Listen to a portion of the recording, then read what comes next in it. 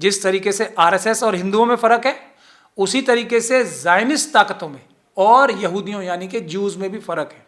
Juice को represent करने का बहाना करके पूरी दुनिया में आतंकवाद और भ्रष्टाचार फैलाती हैं ज़ायनिस्ट ताकतें। ऐसी कोई भी चीज़ जो भ्रष्टाचार और देश के खिलाफ हो, अपने देश के खिलाफ, ऐसी नहीं मिलेगी जो मोदी जी कर रहे हो और जो बेंजामिन नेतन्याहू से उन्होंने नहीं सीखी हो। दुनिया में एक जो भौकाल बना रखा था ना कि इजराइल की टेक्नोलॉजी, आयरन डोम टेक्नोलॉजी दुनिया में सबसे अच्छी है, पूरे दुनिया के हर एक देश में ये अपनी टेक्नोलॉजी का नाम लेके बेचे हैं, वो सबसे ज़्यादा भारत को बेचे हैं। भारत की गरीब जनता को धोखा देके मोदी जी और बेंजामिन नेतन्याहू ने इतना बड़ा चूना लगाया है। जो वहाँ की कमांडो ट्रेनिंग है वो दुनिया में सबसे बेहतरीन है, और भारत के वीर सिपाहियों को भी इजराइल से ट्रेनिंग दिलवाने के लिए भेजा जाता है और वहाँ के लोग यहाँ के भारतीयों को ट्रेनिंग देने आते हैं। अमेरिका में देखिए बाइडेन की जो पॉलिसीज हैं, 68% अमेरिकन जो बाइडेन के खिलाफ हो गए। सिर्फ 2 ही देशों ने उन्हें आतंकवादी संगठन घोषित किया, अमेरिका जो बाइडेन ने और ऋषि सुनक के देश ने। बंदी हैं जिनको खुद किडनैप किया गया, छोटे छोटे बच्चों को घरों में से उठा के ले जाती है इजराइल की पुलिस और उनको जेलों में डाल देती है ट्रायल के बगैर। तो उनको छुड़वाने के लिए वो इजराइल के सैनिकों को किडनैप करके ले जाने की स्ट्रेटजी थी उनकी, जो अभी अब पिक्चर निकल के आ रही है। किसी भी महिला, किसी भी बच्चे के साथ कोई जुल्म नहीं किया, किसी भी बूढ़े के साथ जुल्म नहीं किया। हाँ, किडनैप करके ले जाना उनका मोटिव था और वो खुलेआम सबके सामने ले गए। नमस्कार, मैं ब्यूटी गिरी और आप देख रहे हैं नेशनल दस्तक। इजराइल और फिलिस्तीन के वॉर को लेकर 1.25 महीने से ज़्यादा हो चुके हैं और जो भी अपडेट है वो हम लगातार आपको बता रहे हैं। आज हम इसी मुद्दे पर बातचीत करेंगे एडवोकेट महमूद प्राचा से। सर, क्या कहेंगे, जिस तरीके से वहाँ से तस्वीरें आ रही है, ज़मीनी स्तर पर दिख रहा है कि इजराइल हारता हुआ दिख रहा है, लेकिन नेतन्याहू जो है वो लगातार वीडियोज़ और बयान जारी कर रहे हैं कि हम जीत रहे हैं। नहीं, वो मैं इसमें बिल्कुल भी डिस्प्यूट नहीं करूंगा बेंजामिन नेतन्याहू से कि वो जीत रहे हैं। वो 100% जीत रहे हैं। वो जीत रहे हैं, जो बाइडेन जीत रहे हैं, ऋषि सुनक जीत रहे हैं, मैक्रोन जीत रहे हैं, और इस तरह के जो अलग अलग देशों के नेता वो जीत रहे हैं, क्योंकि उनका मकसद, उनका ध्येय, उनका मोटिव ही दुनिया भर के लोगों का, अपने खुद के देश के लोगों का के अधिकारों का हनन करके, उनका शोषण करके, भ्रष्टाचार के जरिए और गैर कानूनी तरीके से धन उपार्जन करना, उसमें तो वो जीत ही रहे हैं। बेंजामिन नेतन्याहू का खुद का ही एग्जाम्पल लें तो उनके ऊपर भ्रष्टाचार के, जैसे हमारे मोदी जी के ऊपर भ्रष्टाचार के, और इसीलिए आपस में दोस्ती है, बहुत गहरी दोस्ती है मोदी जी की और बेंजामिन नेतन्याहू की। बेंजामिन नेतन्याहू को 7 अक्टूबर से पहले ही हटाने के लिए वहाँ की जो जनता है वो बड़े बड़े प्रदर्शन कर रही थी कि एक, याद कीजिए भारत देश में क्या हो रहा है, जुडिशरी को यानी कि न्यायिक व्यवस्था को दबा के, कमज़ोर करके सरकार उसमें अपना वर्चस्व स्थापित करना चाह रही है। यही बात बेंजामिन नेतन्याहू के खिलाफ उनके अपने देश में, क्योंकि करप्शन के इल्ज़ाम, जैसे यहाँ अडानी जी और मोदी जी पे करप्शन के इल्ज़ाम लग रहे हैं, उससे भी ज़्यादा इल्ज़ाम जो बेंजामिन नेतन्याहू हैं, इजराइल के प्रधानमंत्री, उनके ऊपर लग रहे थे। तो उन्होंने ये कहा कि हम न्यायिक प्रणाली बदल देंगे, और उसका प्रस्ताव वहाँ की पार्लियामेंट में ला रहे थे, नेसेट में, और इसलिए उनके खिलाफ प्रदर्शन हो रहे थे। तो 7 अक्टूबर से पहले भी, 7 अक्टूबर के बाद भी बेंजामिन नेतन्याहू और इन सभी देशों के नेताओं का, जो मुट्ठी भर देश हैं, उनके नेताओं का यही काम है दुनिया भर के अपने देश के लोगों का पैसा लूट के अपने और अपने मित्रों को, अडानी जैसे मित्रों को मजबूत करना, उनको पैसे कमाना और पूरे देश का सत्यानाश करना। और ये देखिए, वो तो अब पूरी दुनिया में 2 धड़े बन गए। एक तरफ कौन है, ये जो बाइडेन जैसे और ऋषि सुनक जैसे नेता, और दूसरी तरफ है, दूसरे धड़े में ऐसे लोग, आम जनता, इन देशों की भी और दुनिया के बाकी सारे देशों की भी। आम जनता किस तरफ है, फिलिस्तीन के मजलूमों और बच्चों के साथ, वहाँ की महिलाओं के साथ, वहाँ के बीमारों के साथ, वहाँ के जो रहने वाले हैं उनके साथ। लेकिन मुट्ठी भर देशों के भ्रष्ट नेता किस तरफ हैं, वो इजराइल कि ज़ायनिस्ट ताकतों की तरफ। यहाँ मुझे एक बात और साफ करनी है कि जैसे भारत में आरएसएस के काडर्स जो आतंकवादी ट्रेनिंग लेते हैं और आतंकवादी गतिविधियों में लिप्त रहते हैं, पूरे देश में लेटेस्ट एग्जाम्पल मणिपुर का चल रहा है। मेती लेपुन और अरामबाई तेंगुल नाम के 2 आरएसएस के संगठन वहाँ आतंकवादी घटनाएं कर रहे हैं, और पूरे देश में भी बजरंग दल, विश्व हिंदू परिषद और ये सब जो आतंकवादी संगठन हैं, ये आतंकवादी घटनाओं में लिप्त रहते हैं। लेकिन ये इनमें और हिंदुओं में फर्क है। और यहाँ मैं हिंदू साफ कर दूं कि मैं उनकी बात कर रहा हूं जो कि SC ST OBC और माइनॉरिटीज के लोग नहीं हैं।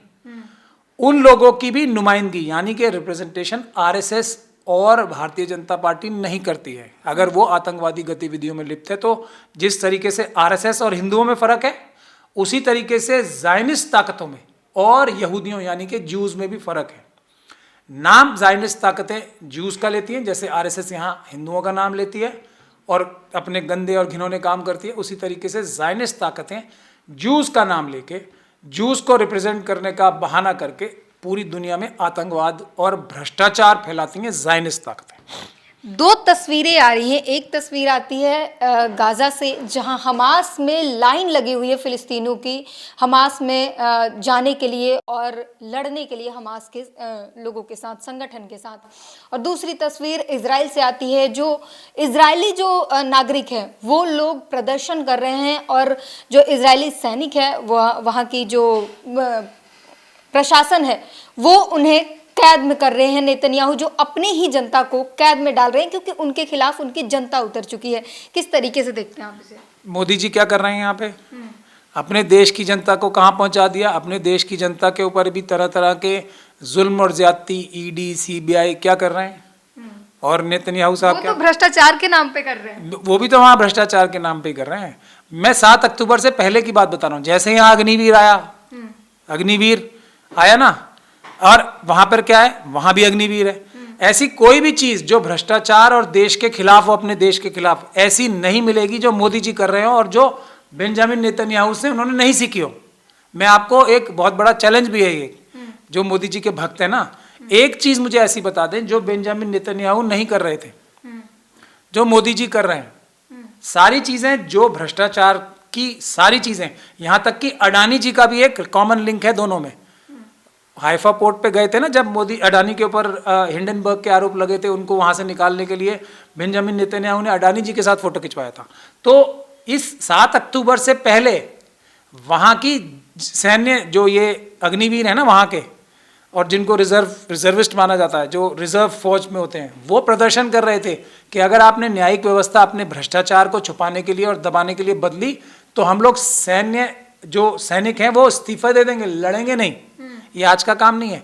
लेकिन 7 अक्टूबर दुनिया की जो ज़ायनिस्ट ताकतें हैं और जो मनुवादी ताकतें हैं उनको एक्सपोज करने के लिए बहुत बड़ा दिन है एक। क्यों? बाकी सब चीज़ें अगर पीछे भी रख दी जाएं, जो जुल्म और ज्यादती कर रहे हैं वो आतंकवाद है। इजराइल की जो ज़ायनिस्ट गवर्नमेंट है वो आतंकवादी है। मैं उससे हट के बात कर रहा हूँ। और वो वॉर क्राइम्स कर रहे हैं, मैं उससे हट के बात कर रहा हूँ।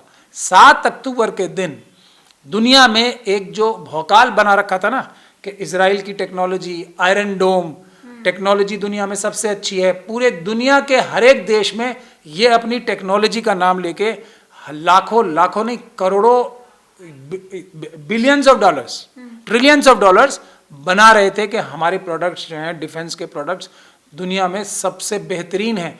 भारत के अंदर जो वो एक्सपोर्ट कर रहे हैं ना, और भारत इंपोर्ट कर रहा है, अपना सारा जो डिफेंस एक्सपोर्ट है उसका, मेरे देश की मुझे चिंता ज़्यादा रहती है सबसे ज़्यादा। हालांकि सभी देशों की चिंता रखनी चाहिए, लेकिन जो एक इमोशनल अटैचमेंट होता है ना अपने देश से, तो मैं पक्षपातपूर्ण रवैये से बार बार भारत का एग्जाम्पल दे रहा हूँ, क्योंकि मुझे हर एक व्यक्ति के अंदर एक भावना होती है अपने देश के लिए पक्षपात करता ही हो।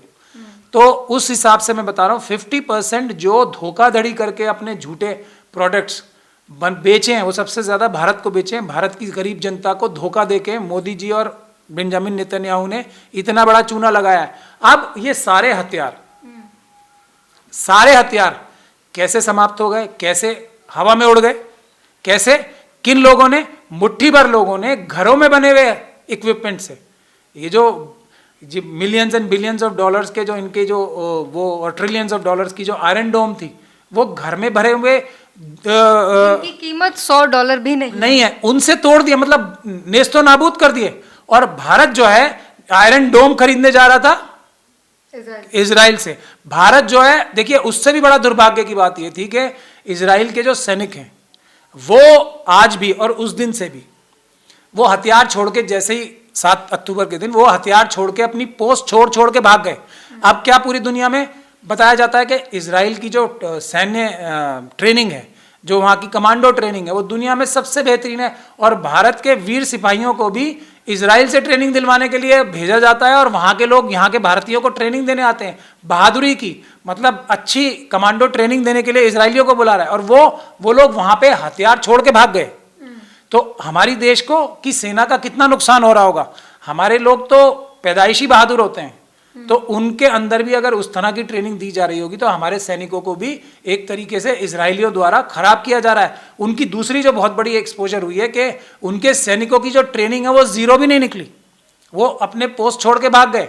उसके आगे चलते हैं, आज एक भी इजराइल का सैनिक जमीन पे, मतलब ये जो इनके 1.5 मिलियन डॉलर्स के जो ये टैंक या आर्मर्ड व्हीकल है, उससे नीचे जमीन पे कदम उतारने को तैयार नहीं है।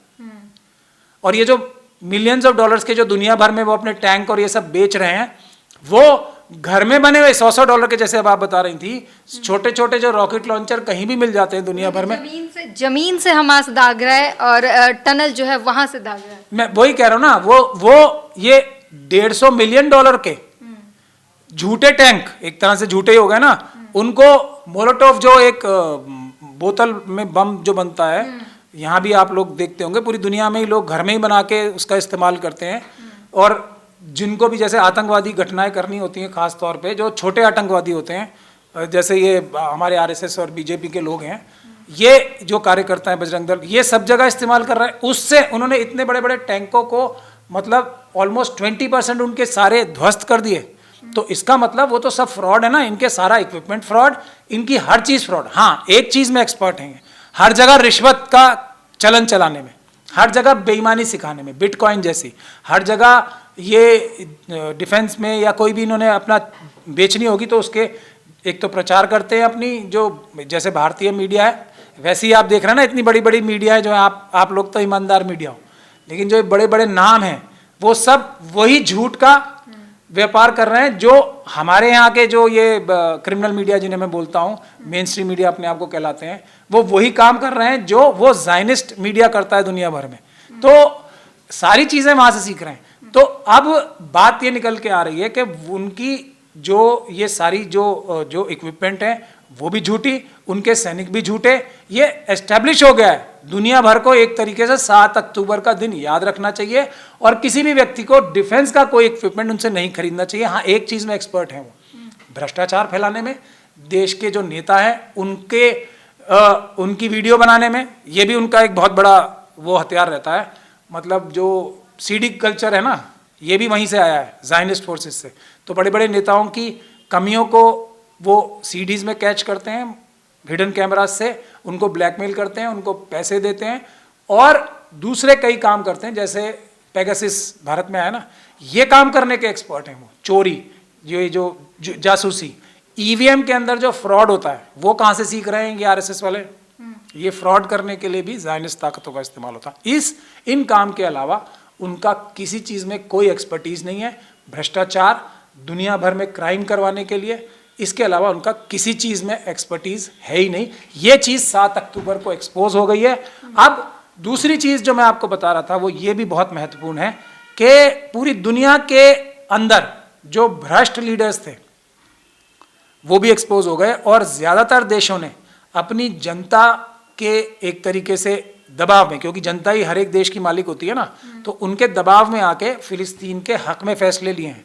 और इतनी सख्त जो स्टैंड पूरी दुनिया ले रही है, यूएन सिक्योरिटी काउंसिल ने लिया है, यूएन जनरल असेंबली ने लिया है, ऑर्गेनाइजेशन ऑफ इस्लामिक कंट्रीज ने लिया है, ये सब वहाँ की जनता के दबाव में लिया है। वरना नेताओं के, तो इन नेताओं के भी, ज़्यादातर नेताओं के संबंध इसी करप्शन की वजह से, इसी जो हिडन गतिविधियों में लिप्त रहते हैं, भ्रष्टाचार की और दूसरी व्यभिचार की, उसकी वजह से लीडर्स तो ओआईसी के भी बहुत सारे नहीं, ज़्यादातर इजराइल के पक्ष में थे। इब्राहिम अकॉर्ड्स जो जिन्हें एक तरीके से पूरी मिडिल ईस्ट को ख़त्म करने के लिए जो साइन हो रहे थे, वो एकदम डस्टबिन में चले गए। क्यों? क्योंकि जनता जाग गई, पूरी दुनिया की जनता। और खुद अमेरिका में देखिए, बाइडेन की जो पॉलिसीज हैं, 68% अमेरिकन जो बाइडेन के खिलाफ हो गए, जो एक पॉपुलर प्रेसिडेंट थे। यहाँ तक कि मोदी जी को, जिन्होंने पहले दिन ही देश की कानून के खिलाफ जाके हमास को टेररिस्ट घोषित कर दिया था, जो फिर अरिंदम बागची साहब की जब प्रेस कॉन्फ्रेंस हुई, ऑफिशियल इंडिया की, भारत की प्रेस कॉन्फ्रेंस हुई, उसमें उन्होंने क्लियर किया कि हमास इंडिया में आतंकवादी संगठन नहीं है। सिर्फ 2 ही देशों ने आतंकवादी संगठन घोषित किया, अमेरिका, जो बाइडेन ने, और ऋषि सुनक के देश ने। अमेरिका ने तो इन्हें पूरी तरीके से बयान दिया था कि इसे बढ़ावा नहीं दिया जाएगा। 9/11 से कंपेयर किया गया था 7 अक्टूबर के हमले को। देखिए, 9/11 के बारे में अब जो रिसर्चेस आ रही हैं, और अभी जो आज के माहौल में लोग इन सभी चीज़ों को दोबारा विजिट कर रहे हैं, इसमें एक तरीके से रिसर्च करके उसकी सच्चाई तक जा रहे हैं, तो इराक का जिक्र सबसे ऊपर आ रहा है। वेपन्स ऑफ मास डिस्ट्रक्शन का जो जिक्र है वो सबसे ऊपर आ रहा है।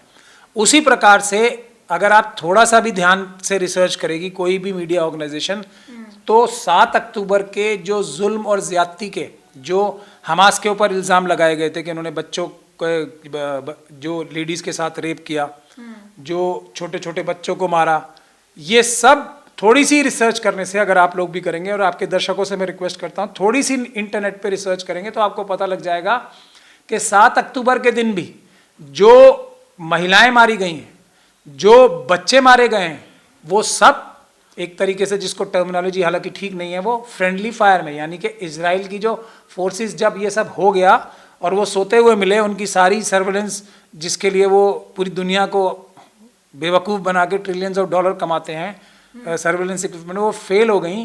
तो उन्होंने अपनी खींच मिटाने के लिए जो अपाचे हेलीकॉप्टर्स भेजे, उससे हेलफायर एक वो होता है मिसाइल, वो चलाए, उससे अपने, अगर घर के अंदर ये पता भी है, क्योंकि हमास की उस दिन की स्ट्रेटजी अब साफ नजर आ रही है कि वो ज्यादा से ज्यादा लोगों को पकड़ के, यानी कि, और वो एक तरीके से वॉर क्राइम है वो भी, लेकिन वॉर क्राइम्स इस तरफ से हो रहे हैं तो 1% हमास की तरफ से, 99% वॉर क्राइम्स हो रहे हैं इजराइल की ऑफिशियल डेमोक्रेटिक गवर्नमेंट जिसे वो अपने आप को कहलाना चाहते हैं, उस तरफ से हो रहे हैं।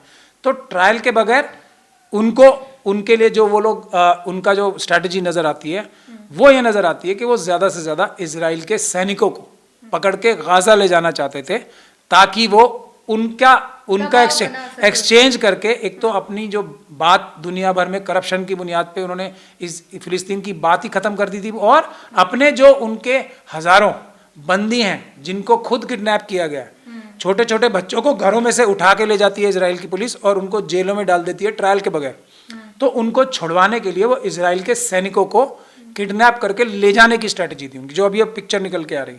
तो जब कई घंटे बाद ये लोग अपने नींद से जागे, इनके सर्वेलेंस वाले नींद से जागे, तो इन्होंने बहुत हैवी एयर फायरिंग से खुद अपने लोगों को, ज्यादातर लोग जो मरे हैं 7 अक्टूबर को, वो भी इजरायली फोर्सेस के फायर से मरे हैं, जिन्होंने ये नहीं देखा कि कहीं हमास के फाइटर्स हैं भी या नहीं हैं, उन्होंने सिर्फ हेलीकॉप्टर से बम चलाए। उसके सबूत अब जब इस पे जब इन्वेस्टिगेशन हो रही है तो साफ नज़र आ रहा है कि उन्होंने किसी भी महिला, किसी भी बच्चे के साथ कोई जुल्म नहीं किया, किसी भी बूढ़े के साथ जुल्म नहीं किया। हाँ, किडनैप करके ले जाना उनका मोटिव था और वो खुलेआम सबके सामने ले गए। आपने नेतन्याहू और मोदी जी की कंपेयर किया, भारत के नुकसान बताए, तो इसी से मेरे दिमाग में एक सवाल आया कि वहाँ भी चुनाव था, कहा जा रहा है कि चुनाव था, सत्ता से जाने का डर था, इसलिए उन्होंने देश को युद्ध की में झोंक दिया। इधर भी चुनाव है, भारत में भी चुनाव है और सारी तनाव जो है बने हुए, तो क्या आने वाले समय में भारत के साथ भी कुछ ऐसा होगा? मैंने आपको इससे पहले ही बोला है कि मुझे कोई ऐसा काम बता दें जो गंदा और घिनौना जो इल्ज़ाम मोदी जी की सरकार पे लगते रहे, वो उन्होंने बेंजामिन नेतन्याहू से नहीं सीखा। कोई ऐसा काम, करप्शन के इल्ज़ाम लग रहे हैं वहाँ के नेताओं पे, वहाँ के इंडस्ट्रीज के साथ हाथ मिला के, एक तो अडानी जी तो दोनों के ही कॉमन फैक्टर हैं, बेंजामिन नेतन्याहू के और मोदी जी के भी, तो करप्शन के इल्ज़ाम दोनों पे बराबर लग रहे हैं। अग्निवीर का जो ये भारत में जितने सैनिक विशेषज्ञ हैं और जितने रिटायर्ड हमारे जनरल्स हैं, उन्होंने अग्निवीर का विरोध क्यों किया है? कहाँ से आई है अग्निवीर की टेक्नोलॉजी?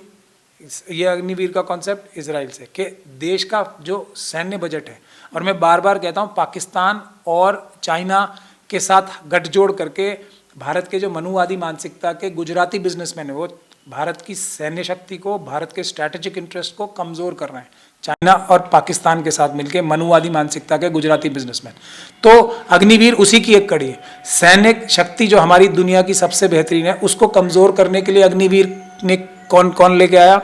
यही बेंजामिन नेतन्याहू की टेक्नोलॉजी है, जो ये पूरी दुनिया में जो अल्पसंख्यकों के साथ, जो शेड्यूल कास्ट कम्युनिटी के साथ, उनके साथ ही जुल्म करेंगे और उनके ऊपर ही इल्ज़ाम लगाएंगे। ये टेक्नोलॉजी कहाँ से आई है? वहाँ से। जो इस तरह के होगा कुछ भी नहीं। अब झूठ बोलने की टेक्नोलॉजी कहाँ से आई है कि किसी ने 1 इंच भी धरती नहीं ली? ये कहाँ से आई है? ये बेंजामिन नेतन्याहू की। वहां भी वो देखिए, दोनों को यहाँ 56 इंच की छाती बोला जाता है और वहां उनको मिस्टर सिक्योरिटी बोला जाता था। जैसी मिस्टर सिक्योरिटी वो 7 अक्टूबर की हैं, वैसी मोदी जी की छाती चाइना ने दिखा दी है कि देश का मोदी जी के अलावा कोई भी प्रधानमंत्री होता तो चाइना हमारे देश की जमीन नहीं ले पाता। ये बात फैक्ट है। लेकिन पूरी दुनिया में क्या इमेज बना रखी है अपनी झूठे प्रचार से, अपने ये जो क्रिमिनल मीडिया है उसके प्रचार से, मनुवादी मीडिया के प्रचार से, कि मोदी जी बहुत बहादुर प्रधानमंत्री हैं। और मोदी जी ने आज तक चाइना का नाम भी नहीं लिया, जी जिनपिंग का नाम भी नहीं लिया। मोदी जी अपने भ्रष्टाचार की वजह से बेंजामिन नेतन्याहू के जो सबसे बड़ा देश का नुकसान किया है, वो जो कभी अब पूरा नहीं हो सकता, जो पूरी दुनिया भारत की तरफ देख रही थी कि ये सॉल्यूशन भारत कराएगा, आज चाइना उसका एक आर्बिट्रेटर बना हुआ है। यूएन में पूरी दुनिया के देश चाइना का धन्यवाद कर रहे हैं। हालांकि भारत के ऊपर फिलिस्तीन के पक्ष वाले भी और दूसरे पक्ष वाले भी सबसे ज्यादा भरोसा करते थे। भारत का एक ये ऑटोमेटिक जगह थी कि हम फिलिस्तीन का मसला हल कराते, भारत विश्व गुरु बनता, कि इन्होंने भारत के ऊपर सब विश्वास करते थे। मोदी जी ने बेंजामिन नेतन्याहू के साथ अपने भ्रष्टाचार की वजह से चाइना को इतना आगे कर दिया। जी जिनपिंग जो है आज दुनिया के एक पॉपुलर नेता किस लिए बन रहे हैं? क्योंकि उन्होंने सिक्योरिटी काउंसिल में और दूसरी जगह एक न्यूट्रल पक्ष रखा। उन्होंने कहा कि चाइना इसका फैसला कराएगी और आज पूरी दुनिया उन तरफ देख रही है। ये भारत का जो ऑटोमेटिक एक स्थान था, वो मोदी जी ने अपने जाती मफाद के लिए चाइना के हवाले कर दिया। मतलब आज मुझे इतना दुख हो रहा है इस बात का कि भारत की तो नेचुरल लोगों, पूरी दुनिया के लोगों को एक्सपेक्टेशन थी कि भारत इसकी सोल्यूशन कराएगा। हम विश्वगुरु थे इस काम में, तो कम से कम थे ही, तो उसको भी मोदी जी ने छिनवा दिया और चाइना को दिलवा दिया। तो ये सब एक ही काम से कि सारी चीजें वो बेंजामिन नेतन्याहू से सीखते हैं और अपने देश का सबसे ज्यादा नुकसान इस वक्त कर रहे हैं। अब मजबूरी में आके उन्हें फिर स्टेटमेंट देनी पड़ी है कि हम सिविलियंस का विरोध करते हैं। क्यों? क्योंकि अब पूरी दुनिया से उनका नाम जब खराब होने लगता है तब वो कोई स्टेटमेंट देते हैं। भारत का जितना नुकसान प्रधानमंत्री जी इस वक्त कर रहे हैं, मेरे ख्याल से किसी प्रधानमंत्री ने इतना नुकसान अपने जाती फायदे की वजह से हिस्ट्री में नहीं किया। भारत के आजाद होने के बाद आज तक ऐसा प्रधानमंत्री कोई नहीं आया जो अपने पर्सनल फायदे के लिए, अपने इंडस्ट्रियलिस्ट मित्रों के फायदे के लिए पूरे देश का सत्यानाश कर रहा है, अंदर भी और बाहर भी। तो जाहिर तौर पर ये तमाम ऐसी वीडियोस निकल कर आ रही हैं और जो भी विश्लेषक हैं वो समझा रहे हैं कि किस तरीके से भारत की विदेश नीति कमजोर होने के कारण चाइना को फायदा हो रहा है। सी जिनपिंग इसका पूरा फायदा उठा रहे हैं, भरपूर फायदा उठा रहे हैं। पूरी बातचीत पर अपनी प्रतिक्रिया जरूर दीजिए। कैमरामैन आशीष के साथ beauty green, national Dastak. National Dastak की आपसे गुजारिश है कि अगर इसको बचाना चाहते हैं तो नेशनल दस्तक को सब्सक्राइब करने के लिए रेड कलर के सब्सक्राइब बटन को दबाएं, फिर बेल आइकन की घंटी दबाएं। नेशनल दस्तक को बचाने के लिए बहुत जरूरी है कि हर खबर को शेयर करें, लाइक करें, कमेंट जरूर करें।